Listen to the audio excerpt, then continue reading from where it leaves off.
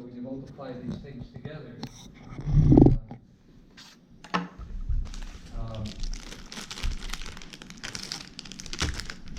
you get 1, which is equal to 1 squared, which is equal to the square of the nomen.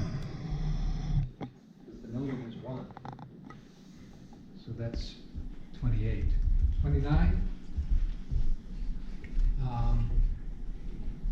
It's customary to use, customary authors to use the Zeiges to put the values of shadows corresponding to their arcs in a table arranged part by part. And this arrangement is befitting, as this is how we put them. So, yeah.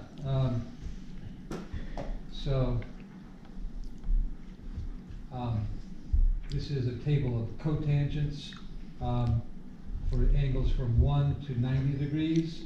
And this is in the same table we have the complementary angles are the same. So cotangent of 1 degree is the tangent of 89 degrees, right? They're cofunctions.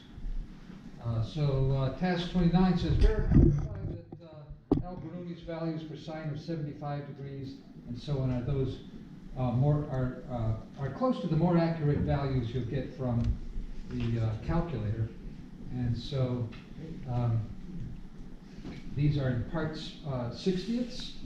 Okay, so yeah, 60ths. Remember, parts were 60ths, and so if we compute in 29, the 29, I think is what we're doing, isn't it?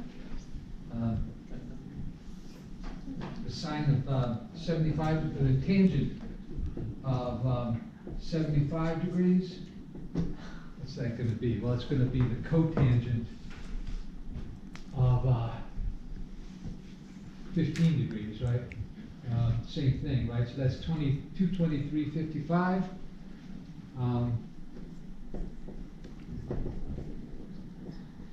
And these are parts, right? So we'll have 223 over 60 plus 55 over 3,600 again, right? And compute that using the calculator. How about this calculator? So 223 divided by 60 plus 55 divided by 60 squared is going to be about 3.72.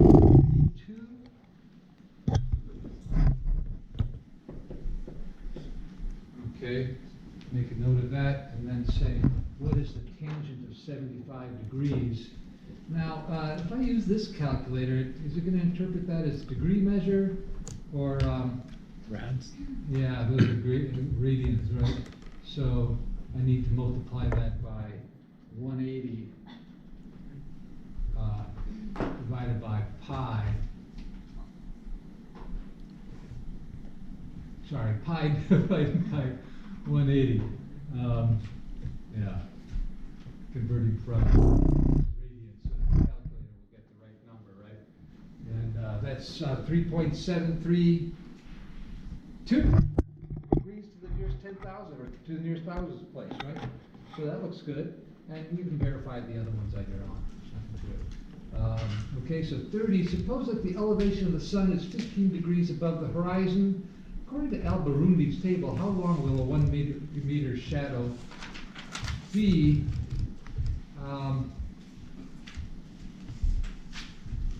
So can we use this table, or which one does he mean by Al-Biruni's table?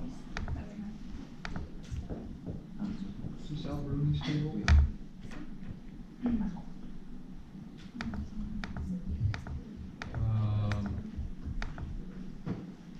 So we can get the cotangent. Well, this 15 degrees. Okay, so 15 degrees is as a cotangent of 223.55. Right, which is what we just computed, which was 3.73.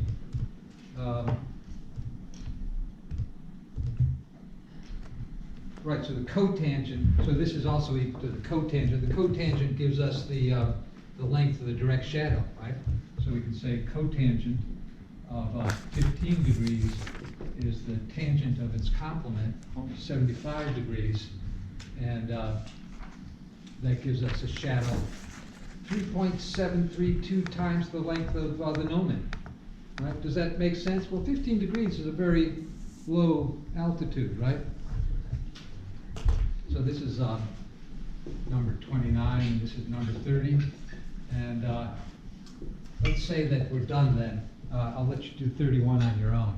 You read the first part of Regiomontanus, who was the German guy who attempted to improve on the tables and succeeded. And so 31, they ask you a bunch of questions about that, right? So I think I've worked a lot of this for you, so I can allow you to work that one on your own. So we're back to chapter 7. We're back to our textbook. Yay! I never appreciated the textbook so much before. So, yeah, but it's good to have some historical context. Okay, so your textbook starts with picture time, as they so often do, in an opening a chapter. And they, I guess, are they trying to appeal to young people by having some pop fan here? You think so? So, our homework is 31? Oh, did you not read the mile? Been there in a while. Okay, so if you go back here, I meant to point this out. So this is sort of a compendium of what I expected. So last week you should have turned in that first set of problems, and this week you have these other Oh, it's ones. important to do. Yeah. So some of these we've done together, like 24, 26, and 28, but I think we did most of 22 together. Probably most of those, right? So if you took good notes, you probably have a pretty good idea of what to turn in. So let us then progress into chapter 7. Professor, are those problems due this Thursday or? Yeah, during this Thursday? right, so that's this week, that means Thursday, I guess. Okay, so all like 18, 31. Yeah. Oh, well, I was hoping you would turn in some of these today. If you don't have them today, that's all right. Okay. Get them on Thursday. Probably not going to have time to read. I'm still reading your chapter 4 tests, so you forgot about those, huh? How are they looking? Well, it's a mixed bag, so Better than chapter 3?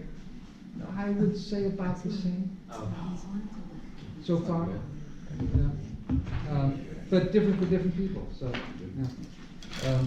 Okay, so we're going to take up with analytic trigonometry in chapters 5 and 6. You studied graphical and trigonometric functions. So now we'd like to study, starting out with trigonometric identities, the analytic trigonometric relations. Having to do with trigonometry on the unit circle mostly, right? So we have then identities. So I think you're going to need this? No. So that can go away. So reciprocal. So let's start listing some familiar identities. You should know these already. But first of all, what is an identity? It's a kind of equation. There are 3 kinds of equations. Equations that the truth depends upon the value of the variable. Those are called conditional because they may be true, they may be false, depends upon the value of the variable. So for instance, is that an identity? Well, does the truth of that statement depend upon the value of x?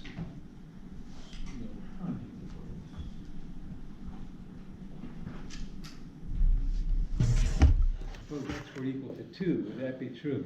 No. Suppose x equals 1, would that be true? Yeah. You're thinking, well, x equals 1, it says so. Well, no, x is a variable, and it can have different values. That's what it means to be a variable, right? So if the variable takes on a value other than 1, this is a false statement, right? So it's a conditional. The truth of this depends upon what x is. And it's sort of like a trick question in a way, because it says x equals 1. Obviously x is 1. Well, not necessarily. This could be a false statement, right? But how about, I don't know, what's a, Your book has this one. So this is conditional, right? And this, does that depend upon the value of X? No. Yeah. Yeah? So, Depends. is there a value for X for which that's true? Let's say X equals 0, then you got 1 equals 1, so it's true for X equals 0. Are there other values of X for which that's true? Say X equals 1, then this is 4, and 1 plus 2 plus 1 is also 4. So that's true, so it's true at 0 and at 1. But you recognize this is what you get when you expand a binomial, right? You multiply out a binomial, you get a trinomial, typically like this, right? And this is always true, no matter, so this is an identity, right? So an identity is an equation whose truth is always, well, never say